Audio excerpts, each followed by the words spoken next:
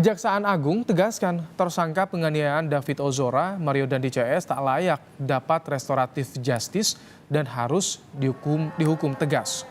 Kepala Pusat Penerangan Hukum Kejaksaan Agung menyebut Mario Dandi Shane tak layak dapat keadilan restoratif karena tindakannya sangat keji. Begitu pula pelaku AG bila tak ada maaf dari korban dan keluarga korban, perkara pelaku anak harus dilanjutkan sampai pengadilan.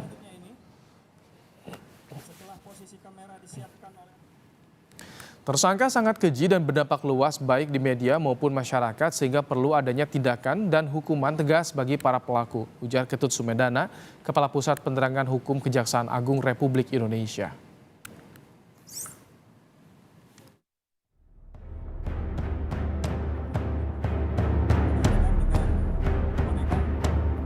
Tersangka penganiayaan David Ozora, Mario Dandi terancam jerat pasal pidana baru. Dalam program Rosi di Reskrimum Polda Metro Jaya, Kombes Hengki Haryadi menyebut setelah menganiaya David, Mario Dandi mengirim video penganiayaan kepada 3 orang. Perbuatan Mario itu bisa dijerat pidana, antara lain Undang-Undang Informasi dan Transaksi Elektronik. Video yang beredar, yang disaksikan oleh begitu banyak, itu sebenarnya video dari kamera siapa? Ini yang sedang kami selidiki kembali, Mbak. Namun yang jelas sebelum tersangka ini dibawa ke Polsek, hasil pemeriksaan kami secara digital forensik ini sempat dikirimkan kepada 3 pihak yang berbeda. Dan kami akan dikirim oleh siapa ke siapa, Pak? Oleh tersangka Mario. Ya. Ini dikirim pada 3 orang dan ini sekali lagi ini pelanggaran hukum loh. Ini delik pidana loh. Ya. Jadi artinya selain daripada penganiayaan berat yang direncanakan, ini pelanggaran pidana lagi. Karena ini menyebarkan penganiayaan sadis ini yang terhadap anak di bawah umur ini, Pak. Itu melanggar Undang-Undang ITE dan undang-undang yang lain yang sedang bisa kita konstruksikan lagi. Kriminolog UI Adrianus Meliala menilai ada sejumlah kemungkinan anak ex-pejabat pajak tersangka Mario berani menyebar video pasca menganiaya David. Antara lain ingin mendapat pengakuan hingga merasa punya backing kuat. Tentu pada saat itu yang bersangkutan tidak ngerti, tidak sadar, tidak link bahwa itu adalah tidak pidana yang akan menjeratnya sendiri. Kalau dia tahu bahwa akan berakibat seperti sekarang, tentu dia akan mikir-mikir.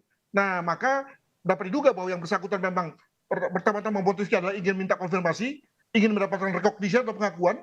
Yang kedua juga ada kemungkinan dia tidak tahu, ya. Jadi pada sependek pikiran manusia dia tidak tahu bahwa akibatnya akan sejauh ini. Namun juga yang ketiga adalah bahwa memang kelihatannya yang bersangkutan dikuasai oleh keyakinan diri yang tinggi sekali bahwa kalaupun ada terjadi sesuatu, misalnya berupa di mana dia tersangkakan, maka dia tidak akan mengalami situasi seperti ini, mengingat ya apakah orang tua atau yang lain akan membela dirinya. Mungkin begitu. Kini Mario Dandi dan para tersangka lain harus menanggung akibat hukum atas perbuatan pidana yang dilakukannya dan mendapatkan sanksi yang setimpal menurut aturan hukum yang berlaku. Tim Liputan Kompas TV. Saudara, soal apa saja kemungkinan dasar tindakan Mario Dandi menyebar video penganiayaan David, kita gali dari sisi psikologi forensik bersama pakar psikologi forensik Reza Indragiri Amril.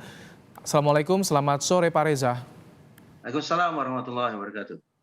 Pak Reza, dari sisi psikologi forensik sudah menganiaya, berani menyebarkan video penganiayaan. Apa yang Anda lihat dari sisi psikologi forensik soal kemungkinan David ini seperti apa?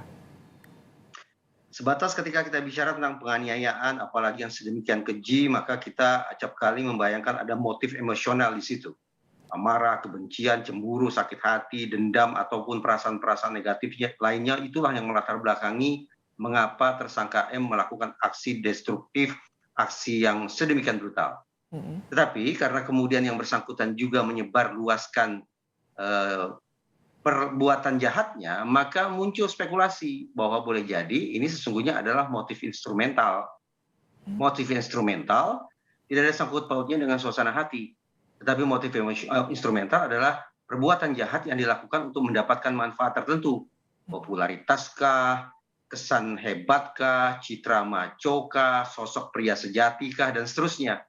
Nah, kalau memang motif instrumental yang melatar belakangi tersangka menyebarluaskan video itu, maka memang patut kiranya bagi kita berharap bahwa kerja penegakan hukum tidak hanya berhenti pada penganiayaannya saja, tetapi berlanjut pula ke kemungkinan pelanggaran Undang-Undang ITE. Karena pada saat yang sama kemungkinan bahwa ini merupakan perbuatan berencana juga semakin patut untuk kita duga. Dulu Anda di Kompas TV juga sempat bilang unsur pembuat berencananya itu sudah terpenuhi satu. Tapi dengan adanya motif tadi, instrumental tadi ingin menunjukkan, itu semakin menguatkan artinya. Ya, kalau motif emosional maka memang ada kemungkinan bahwa mereka pada dasarnya datang ke TKP tidak dengan tujuan untuk menyakiti Ananda David. Tetapi ada faktor-faktor tertentu entah apa itu yang berlangsung di TKP yang membuat mereka sekonyong-konyong kemudian melakukan aksi penganiayaan. Itu kalau kita memakai spekulasi motif emosional. Jadi perilakunya impulsif, amarahnya meledak seketika, eksplosif gitu. Tapi kalau kemudian kita memakai asumsi bahwa ada motif instrumental di sini, maka kemungkinan perencanaan itu semakin kuat untuk kita letakkan di atas meja. Bagi misal, barangkali terutama sekali tersangka M sudah menentukan siapa yang akan disasar, siapa yang akan ditargetkan menjadi orang yang akan dia korbankan itu, yaitu Ananda David. Kemudian I, insentif, apa manfaat yang akan dia capai dengan menganiaya korban. Plus, manfaat susulan apa yang akan diperoleh dengan menyebarluaskan tayangan kekerasan itu. Tambah lagi yang ketiga, yaitu sumber daya. Apa alat yang akan digunakan? Siapa saja yang akan dikerahkan? TKP dan waktu seperti apa menjadi lokasi, menjadi waktu bagi pelaksanaan aksi penganiayaan. Itu contoh-contoh tentang sumber daya. Dan yang terakhir adalah faktor risiko. Nah, sayang beribu sayang, lazimnya pelaku kejahatan berusaha semaksimal mungkin untuk menghilangkan jejak-jejak kejahatannya. Tapi kalau ada kemudian pelaku kejahatan yang justru menyebar luaskan perilaku jahatnya, dengan kata lain justru menyebar luaskan bukti-bukti kejahatannya, maka memang tanda petik patut disayangkan bahwa inilah contoh bagaimana seseorang tidak sungguh-sungguh matang dalam merencanakan aksi kejahatan dengan berpikir bahwa setiap perbuatan sesungguhnya punya resiko hukum.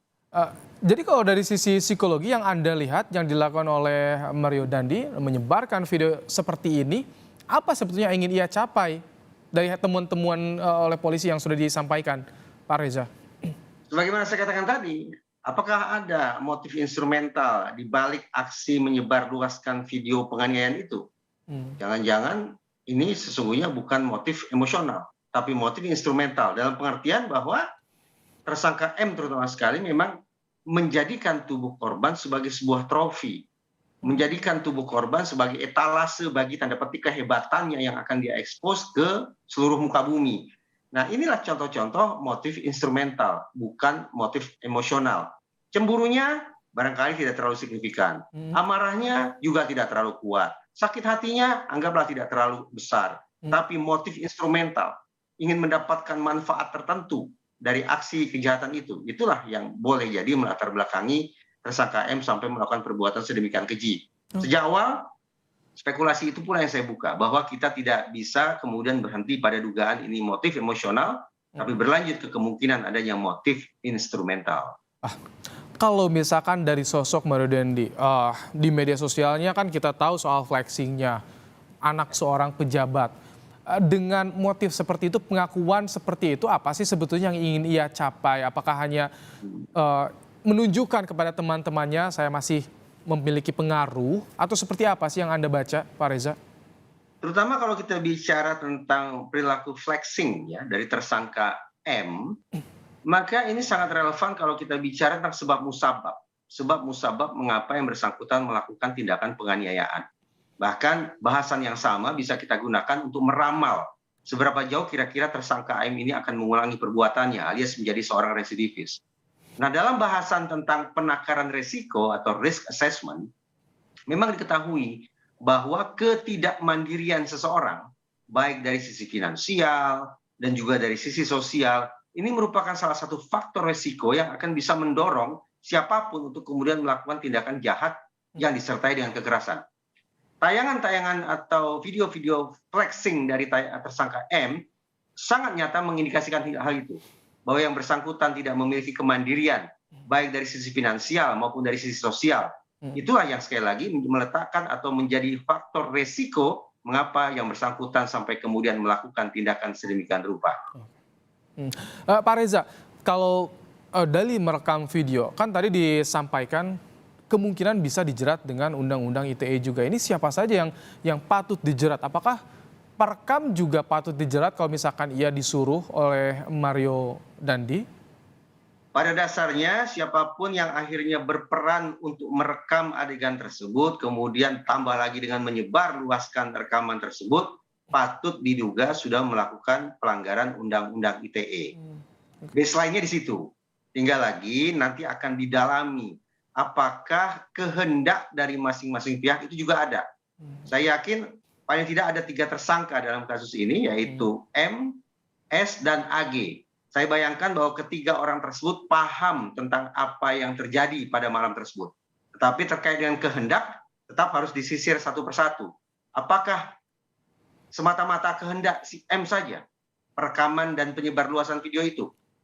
Kalau ketiga tersangka yang saya sebut tadi, di samping punya pemahaman, juga punya kehendak untuk merekam dan menyebarluaskan video tersebut, maka istilahnya adalah full criminally responsible. Mereka bertanggung jawab penuh secara pidana.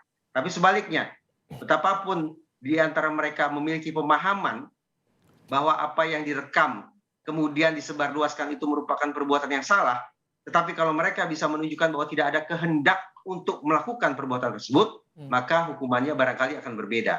Alih-alih full, tapi partially criminally responsible. Bertanggung jawab secara pidana, namun sebagian saja. Oke, Pak Reza, terakhir dengan adanya jeratan Undang-Undang ITE, seberapa besar pengaruhnya pada unsur perencanaan? Ada berapa persen? Yang tadi kan ada 4 yang sebelumnya sempat Anda singgung soal perencanaan ini. Dari 4 unsur yang harus dibuktikan bahwa sebuah perbuatan jahat adalah berencana, tadi sempat saya singgung, salah satunya adalah unsur atau elemen berupa sumber daya. Alat perekam, ponsel misalnya, bisa dianggap sebagai salah satu sumber daya kejahatan dalam peristiwa ini. Nah, kalau memang demikian situasinya, bahwa alat perekam itu sudah disiapkan sedemikian rupa untuk merekam kemudian menyebarluaskan tindakan penganiayaan tersebut, maka sudah. Perencanaan menjadi semakin kuat dalam peristiwa ini. Dan saya bayangkan, karena perencanaannya semakin kuat, semakin terbuktikan, maka boleh jadi sanksi pidana bagi para tersangka seandainya mereka divonis bersalah nanti akan lebih berat lagi. Baik, terima kasih Pak Reza Indragiri Amril, pakar psikologi forensik, telah menyampaikan pandangannya soal kasus yang saat ini tengah menjerat Mario Dandi CS. Terima kasih Pak Reza, sehat selalu. Terima kasih.